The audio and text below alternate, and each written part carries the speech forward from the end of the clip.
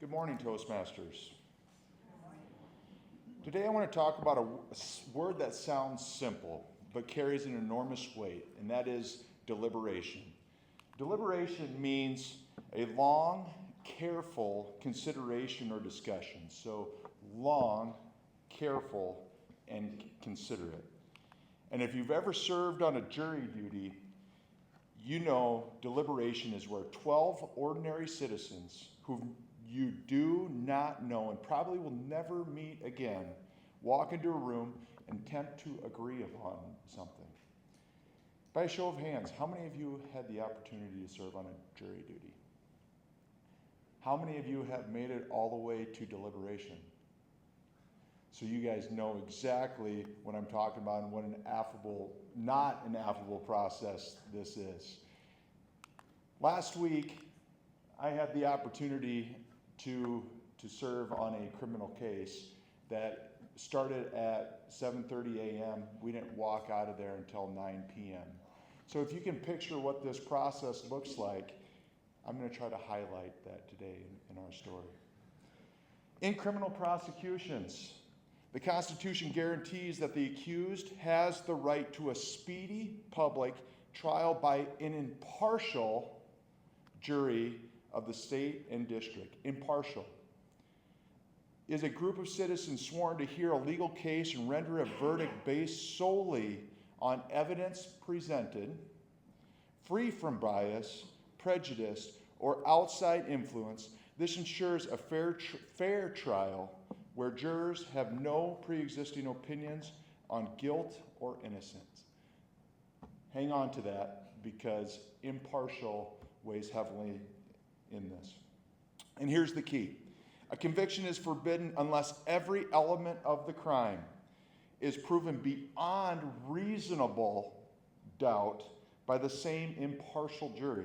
Not beyond all doubt, not beyond a shadow of doubt, but beyond a reasonable doubt. And you have to glean this information from the judge who talks for like 30 minutes about something, and you try to condense it. So try to picture this impartial jury and trying to glean this information. Now let's talk about the juror. Jurors are not investigators. They're not emotional responders. Jurors evaluate the evidence presented, the credibility of the witnesses, the legal instructions from the judge. And remember, the burden relies on the prosecution to prove that the defendant is guilty. The defendant doesn't have to prove that he's not guilty. It's the burden of the prosecution. Sounds easy, right?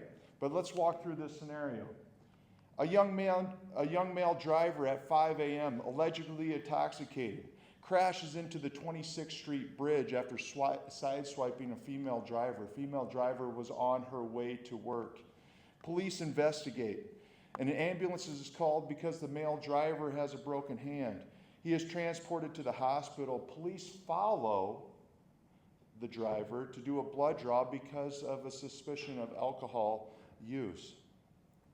That blood is sent to a state testing facility. The male driver is indicted on driving under the influence, reckless driving, failure to maintain a single lane, and no insurance. Pretty straightforward, right? The trial begins.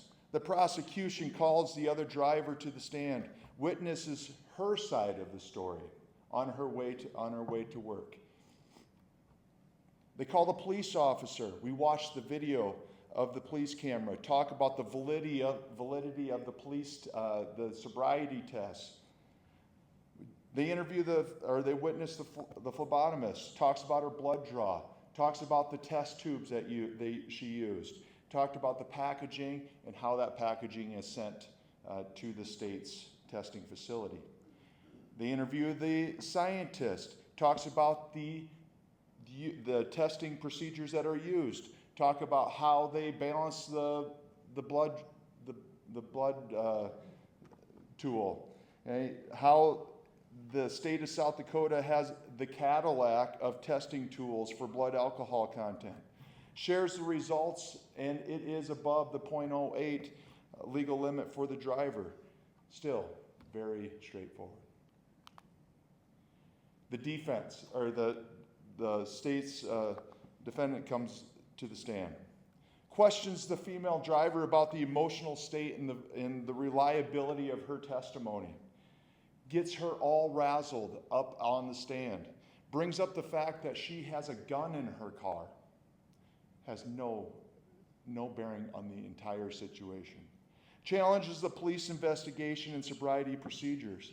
Questions the ambulance protocol. Scrutinizes the blood draw technique, saying that there is a small margin of error, and even gets the phlebotomist to say, yeah, there's a small fraction of a possibility that there could be error. Examines the reliability of the lab testing, and also gets him to say, yeah, there's of over 400,000 tests done last year, there is a 0.0 something chance that it could be wrong.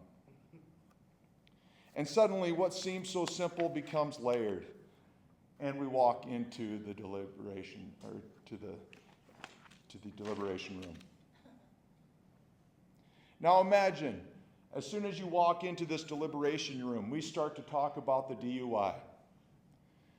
You have a lady who's in her late 60s. All of a sudden brings up the fact that this nice little old lady was just trying to get on her way to work, okay? And she just wanted to get there. And all of a sudden you had this drunk driver who comes in and sideswipes. Immediately refuted by this 20-year-old who says, how do we know he was drunk? It's not guaranteed that those tests were accurate. And remind you, we all 12 need to come up with a conclusion before we leave this room. We can't have 11 out of 12. It's not majority vote. It's all 12. So this goes on for a while. We go to reckless driving. This gentleman says, I know the 26th Street Bridge well. What I would have done was, if I was this lady, I would have probably slowed down and just let that driver go by. And here you are thinking, like, that was not presented in the entire situation. And we get to the no insurance. Doesn't even come up in the entire prosecution. And this gentleman says, well, don't you think that it would have came up if the person did have insurance? So I think that we should assume that he didn't have insurance. So this whole system in here, by this impartial jury, trying to 2 hours later get through this deliberation process and come up with an outcome. Now what I will say is I do think we landed there. And at the end of it all, that deliberation room is where humor of humanity definitely comes in. Put 12 people in a room and say, discuss calmly, and you will see after 2 hours of deliberating that you take a whole other look at how to collaborate with people. So what is deliberation? It is democracy in its purest form, most uncomfortable form. It's where 12 strangers leave a room with more or much, much less respect for each other than you had going in. Thank you.